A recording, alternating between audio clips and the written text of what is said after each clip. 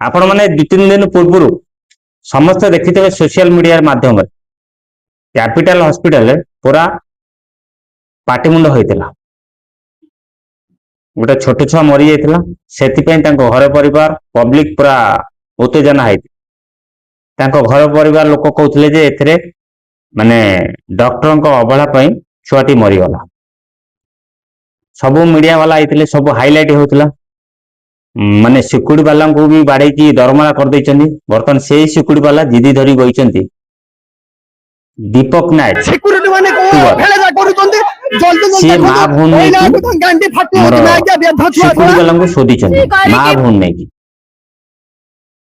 माने एते